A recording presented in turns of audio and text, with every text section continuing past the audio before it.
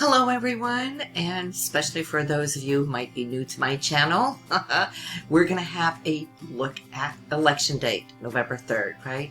And give it from a point of view from astrology. What can we expect? You know, what's going to go down? What's going to go up on this day? If you look at my chart right here, I will explain to you how the planets are lining up and what we can expect as we're running up towards this date. But actually how things will be looking at 7 p.m. Eastern Standard Time when the polls close, right? As they close, everyone, and now keep an open mind, this is astrology. And I am non-political, so I'm not talking from one side to the other, all right? We're strictly looking at the planets for everyone. You know, and for the president, for the White House, for the next 4 years, what is now crescendoing in this specific point in time? And where will it go from here? As we can see from this chart, I will walk you through it, so don't worry. Now, we can see there's a lot of oppositions. All these red lines are challenges. And the opposition ones, well, that kind of says itself, right? Opposition. So, it's not really looking good in the way that we would want an election to go off, right? Especially with an outcome that we desire. This is kind of showing we're setting ourselves up for an aftermath after the polls close. This is what we're going to be working with. And let's start from here over at the ascendants. We've got the moon is in square to Neptune. Now, for those of you who follow me on my channel, you know all about astrology, but I know there's a lot of you out there that don't. So what does that mean? Well, Neptune in a higher aspect is all about hope and faith and spirituality and just looking at things in a beautiful, heightened perspective. The lower end of Neptune, meaning when it's not really aspected in a good way from the other planets, it kind of creates the lower vibration, which is confusion. Things that are not clear, they're muddied and so forth. And so when the moon and Neptune is here, well, the moon is our emotions and how we react, right? So I can see there's going to be a lot of emotional stirring with Neptune that's feeling things aren't clear, you know, and so that itself will emotionally stir the people, stir the nation, but we always have to trust everything happens for a reason. There's no coincidences in the universe, right? And that moon is here conjunct the node, and the node in any chart is the point of destiny. Things shooting in that direction where it's meant to be for now, opening up that gateway to Neptune, which is a bit fuzzy. So I could just see from this that somebody's not going to be accepting the counts, the numbers, polls, the ballots, and so forth, saying something isn't right. You know, they might want to have a revote. And when I say revote, well, not that we have Mercury in retrograde, but we do have Mars. Now, Mars represents your action, my action, our action. It's what we do. Mars right up here in the 11th house for the groups and organizations, the people in the overall. Mars taking action, but Mars being retrograde means that, oops, might have to be redone. We see a lot of times under retrograde planets that things aren't going to be sitting the way they were done at the moment. Retrograde means redo, retweak, all of that. So, due to the confusion of the numbers of the poles, that moon and moon node up to Neptune, with this Mars retrograde, and not only that, look at Mars and what it's receiving. First of all, it's receiving an opposition to Venus. That's our passion. It's what we want. It's what we love. You know, it's our money. It's our security. And also opposing Mercury, which is communication. Now, Mercury rules linear communication. Right? So I'm seeing this opposition coming up from Mercury, from people out in the crowds up there in the 11th house. This is the 11th house. That's what these numbers are. If you look here, if you're not familiar with astrology, it's the various areas in our chart. This is the nation's chart happening here this day. So there's groups of people who are going to feel opposed to what is coming in. And there might be reactions in ways that, well, Mars gets fired up. Mars gets fired up. After all, it is known as being the warrior, right? And it's passionate in its opposition because it's bringing all of these feelings and emotions up from Venus. It's what we feel. It's what we love. And some people may not like the outcome of it. And they might protest because Mercury is verbal. So they might take to protesting here with Mars. Not liking that too much. You know, if this was a harmonious, a real good election, we should have a lot of blue lines here, showing harmony for the present, for now, and also for where we're going to head from this decision. Even more so, a little bit concerning is Mars's position over here to Saturn, Pluto, and Jupiter. That's mega energy, guys, right? Now, Saturn is government. Saturn is the foundation. It's the old school. It's what we secure. Think about Saturn. It has rings, right? It's trying to capture, it's trying to hold something of the old structure. Now, Pluto is all about transformation. And they have been traveling together since top of 2020, top of the year. And we've been seeing how some of the old structures, the old norms have been crumbling down. That's what Pluto does. It takes that down. So why? So it can renew itself. Pluto's all about renewing, bringing up, rebuilding a new structure that's powerful. But Pluto does also represent a lot of power. And so there's power struggles between Saturn and Pluto. The old ways, the old governments, and Pluto wanting to renew, bring in a new structure. So these two have been fighting for somewhat. And then to make it even larger than life, look at Jupiter right here. Jupiter has been a part of this constellation from top of the year as well. And think about Jupiter. It's the biggest planet out there. It's humongous. Now Jupiter will expand everything it touches. Right now it's touching upon that Saturn and Pluto, making it even more megalo. Like in Greek they say extra huge, right? So Jupiter also rules justice, anything that is right, right? Or if it's negatively aspected, it's also justice going down or feeling conflicted, feeling squished. And we can see all of these three planets, which are so important in your life, as in my life, all of our lives. It is being tested here, squeezed between Mars with the challenge on the one end and Mercury on the other. Again, I can see and suspect that we're going to be seeing some writing taking place, people expressing what they feel is right or wrong, whether it's on this end or that end.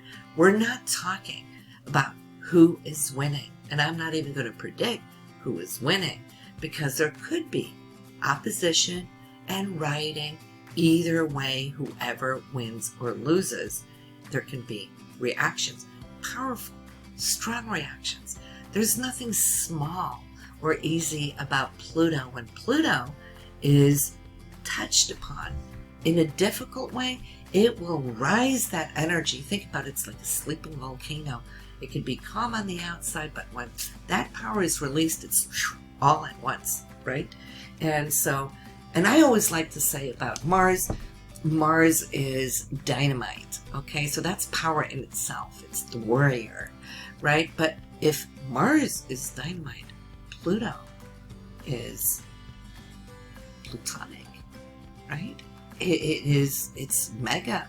It will come together in a reaction that we can see can become very strong. So I'd like to say, lay low, do what you need to do, go, follow your heart, and, when it's time for you to cast your ballot, go with what you believe. That's the best you can do. That's the best anybody can do. And then we just have to wait for the outcome. But there is going to be reactions from this ballot. This is 7 o'clock. Eastern Standard Time, November 3rd, 2020. This is how it's going to look. And there's only a couple of transits that are going to be supportive in a good way. That is Neptune coming up to Jupiter saying, hold your faith up. Hold your belief up. Hold it close to heart. Neptune and Jupiter. It's all about that ideal picture that we do want. Neptune in its best form is always ideal. Jupiter is what we believe in, justice and right and so forth.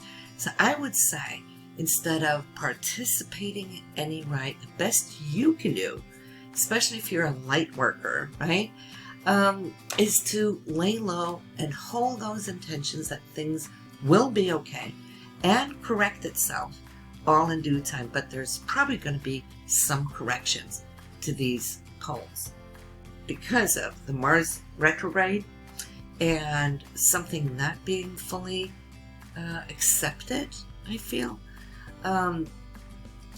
There's a lot of passion in all of this. Pluto is very passionate. Mars is very passionate, right? And then we have the verbal expression of it. And we can even see there's an opposition here between the Sun, which represents all of us, you, I, everyone, right? Being in opposition to Uranus. Now, Uranus rules the internet. Not too quite sure, since I'm not really a political person, how ballots have been. I know you can send them in by mail. You can go and cast your ballot personally. I'm not quite sure if there has been internet voting, which could help, because then everybody can get to their computer or do it by their phone. That might come up here as something that we can maybe talk about in the future, or maybe even the Electoral College. That might be discussed in the future. Do we really need that? Or should that be eliminated? We're really looking at how can we eliminate to make things more perfected in the future, whether that means a recast of polls, or if it means 4 years from now, how can we transform so that the root of the people's votes count? Because if it's only going by the electoral count, well, hello, then actually we as a grassroots person don't really need to cast our vote, because it's not being considered. Maybe that's why this Uranus and Sun is coming in to kind of look at how can we use technology in a better way in the future, right? Everything, every cast, every vote casted would be recorded, as an individual one. You can only do it once, right? There's ways of doing that, especially now as generations are becoming even more and more technologically advanced. Even the 80-year-olds have their cell phones and their communication, internet, and so forth, that we are good in that way. And then that could be a way of casting for the future. I am sure this is going to come up. Electoral College, well, that might have helped its purpose in the past, but we're looking at past structures also coming down to renew itself in a new way, and that might just be it with that Sun and Uranus over here. So it's going to be interesting. I would really like your thoughts, comments down below. What do you think about the Electoral College? Do you think we should let it go and be done with once and for all? Or should we all now be able to use the internet to cast our ballots? I think that is a good thing that we can discuss and bring up here amongst ourselves. I do want to say, though, even though this could be a very difficult time, this aspect over here has been on top of the chart since 2020. And of course, it's been larger than life. The coronavirus has had our governments not necessarily shut down, but have to go through that transformation. Businesses, big money has been involved. Both Pluto and Jupiter rule big money. Now, we know Venus rules money, but hey, that's nickels and dimes and dollar bills, right? Money as the grassroots people know.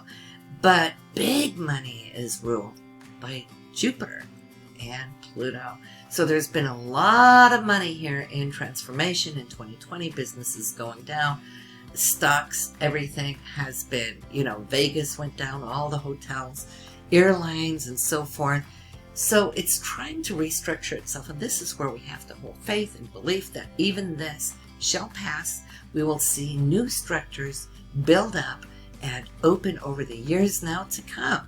And this is why stay calm. Don't buy into the fear-mongering, which I believe some of this can trigger in you or people that you know around you. Stay centered, stay grounded, hold your faith close to heart, and together, collectively, we need to rise that vibration so that we collectively can become one, knowing, trusting that we will move together as one in the future in a very positive way where we can secure one another's future. And I think this is what it's all about, right? That we're not just looking at our own needs. What are the needs for everybody? How can everybody get back to this beautiful life that USA has always represented, right? And so we're going to get beyond this, guys. I really, really trust that. But it's going to be a little bit of a tough day. We're just going to have to see what consequences that will bring. But do drop your comments down below. And if you're new to this channel, please do subscribe, as I give out monthly readings where you could see in your own personal life how that is going to shapeshift itself for you financially, romantically, and so forth, right? And I'll see you next time. Thank you for listening. Bye now.